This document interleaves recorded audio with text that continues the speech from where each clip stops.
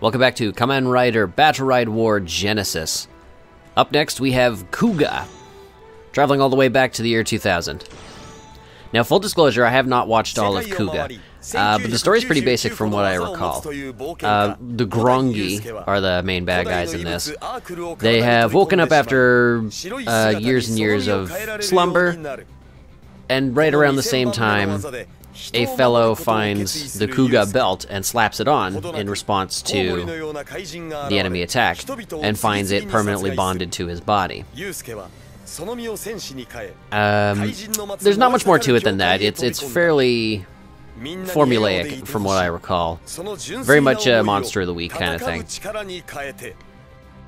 But it has the distinct honor of being the first Kamen Rider series in quite some time. Much like Doctor Who, they took like a giant hiatus between, I believe Kamen Rider Black RX was the last full series, and in between then, which was in 1989-ish, and 2000, there was virtually nothing. There was a couple made-for-TV movies, but that was it.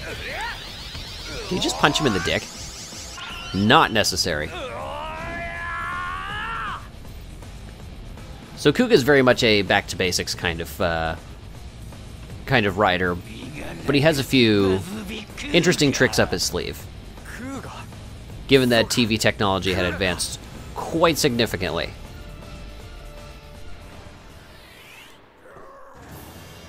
So, Kuuga's mighty form is pretty basic. It's a good all-rounder. Punches and kicks are on the menu for the day. Now, he can also change forms, much in the same way as Den-O. Let's give that a shot. Aha! This is his dragon form. You can see he uses a staff. One of the... Oh, God. Oh, boy. One of the interesting things about the weapons for Kuuga is that they're not provided for him the instant he transforms. So, he just switched to dragon form. What he needs to do is grab a nearby staff-like object. He's used street signs or bits of fence, and that becomes the weapon. He transmutes whatever he picks up, as long as it's in similar style, to become his signature weapon, just depending on his form. Which is pretty fun. Oh, I'm running into nothing. And... Now, he works pretty closely with the police, so he typically does have access to a handgun, which he needs to turn into his gun for Pegasus. Get out of here. It's a bit tricky. Ooh. Oh, that was close. It's a bit tricky to use in this game because it's got a heck of a kickback.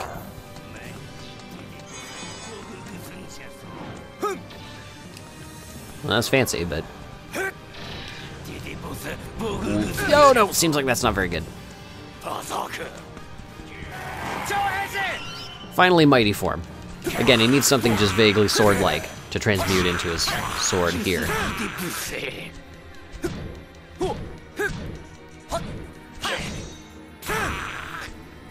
There's a couple variations. In much the same way that Wizard uses dragon forms of his four forms, Kuuga also gets, what is it? I think rising versions? Or is it mighty? No, it's rising. Rising versions of his signature forms there. Good stuff.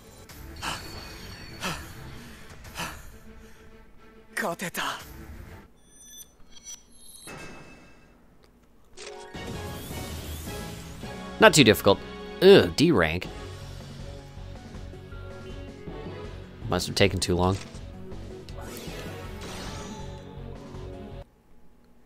He, of course, has his final finishing move, which I neglected to use.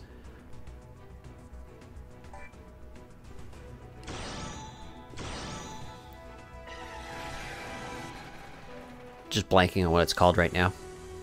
Anywho, he's gotten in over his head. Time has come for us riders to save him. I know I talked my head off about Double, but there's still a little more that I need to talk about. Because he's just that cool. He's got so much going on. It wasn't fair of me to just blab nonstop about him. About his story in the TV series without focusing up on what he can do in the game, so I'll try to keep focused. Oh, he's in trouble. You can see him on the minimap there. So, Cyclone Joker, as I mentioned. Joker on the left, the black form, is hand-to-hand fighting. And Cyclone on the left gives him raised speed, wind elemental powers, and a spiffy little scarf on the back.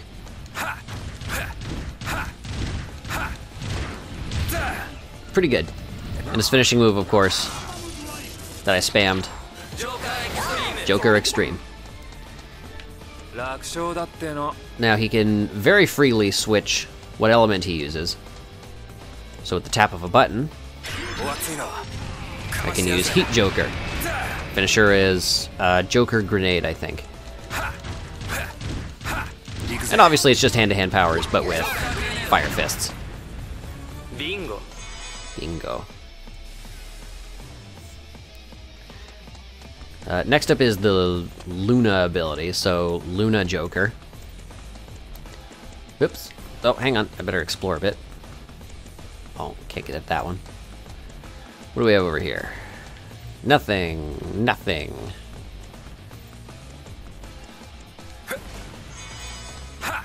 Oops.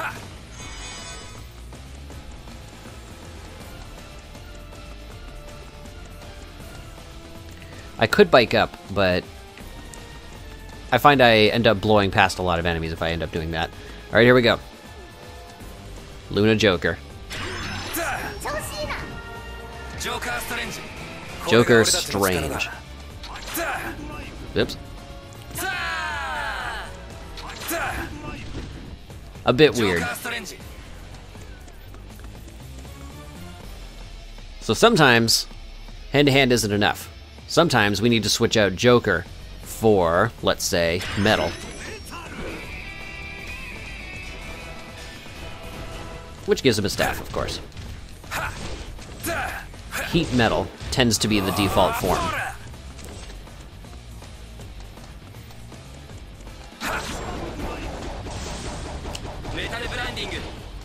Metal Branding is the name of the final attack for him. But of course we can also do Cyclone Metal.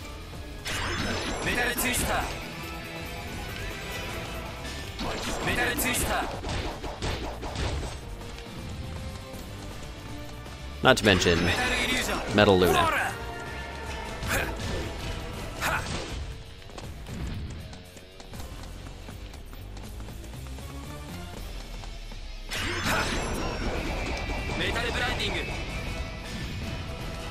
Sometimes I don't want to get in close. Sometimes some bad guys want to have a gunfight.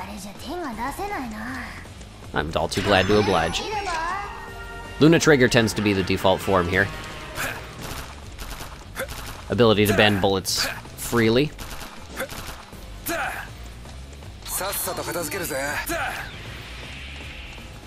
And a pretty solid finisher.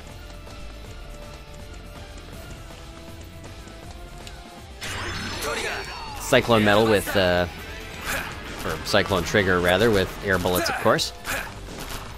A good rapid fire option. Oh, come on. Huh. Yep. And finally, Heat Trigger. A good option if you want to waste a lot of guys at once.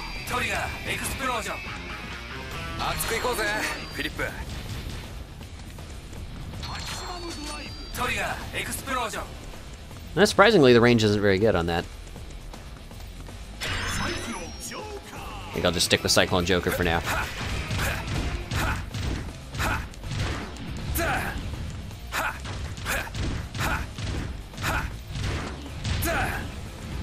What am I doing? I'm just kind of wasting my time killing those guys.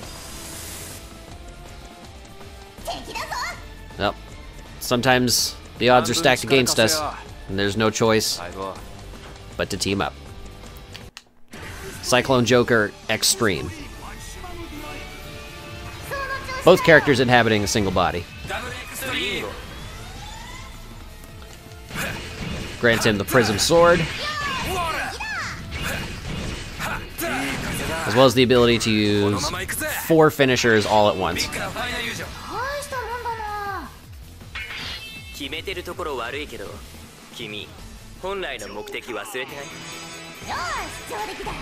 Oh, I missed my chance to use Gold Extreme. Well, I gotta go help Kuuga, so maybe I'll show it off then. Yup! Good jump.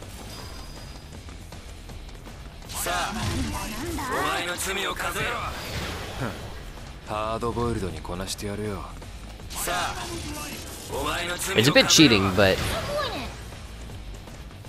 using the Cyclone Joker finisher seems to be the best one. I mean, the wind gathers them up, and then the kick knocks them down, so... It's pretty cheap, but...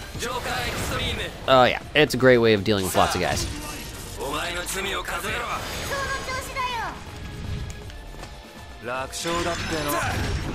Gotta mix it up a little bit, though.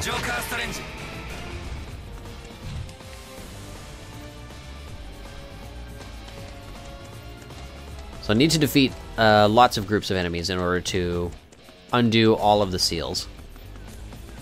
So I can help out Kuuga. Oh. We got him.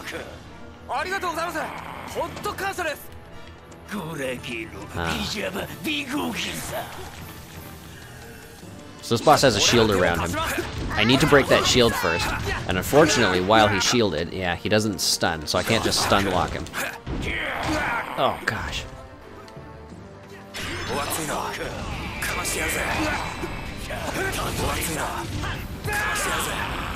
But he does stun when I break the shield, so all I have to do is hit it a touch more. It's broken.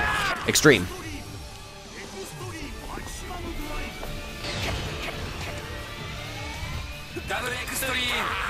Oh, I kind of missed him. Alright, here we go. Time to really break loose with Gold Extreme.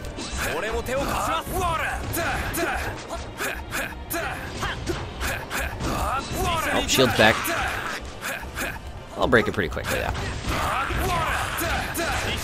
It's pretty obvious Gold Extreme here is more for dealing with crowds, not so much a single target.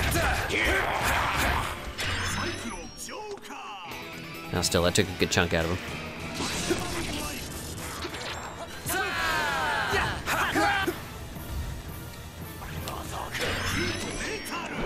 Let's keep mixing it up.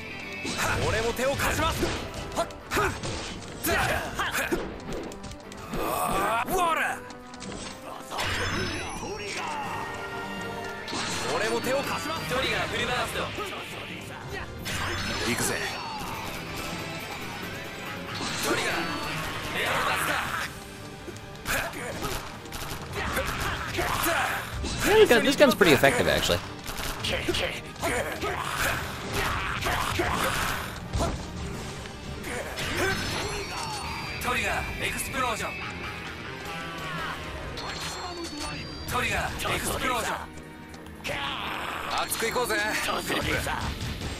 Oh yeah, that worked pretty well.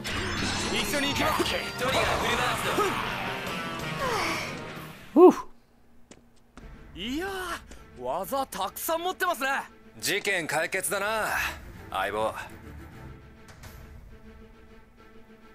Piece of cake, folks.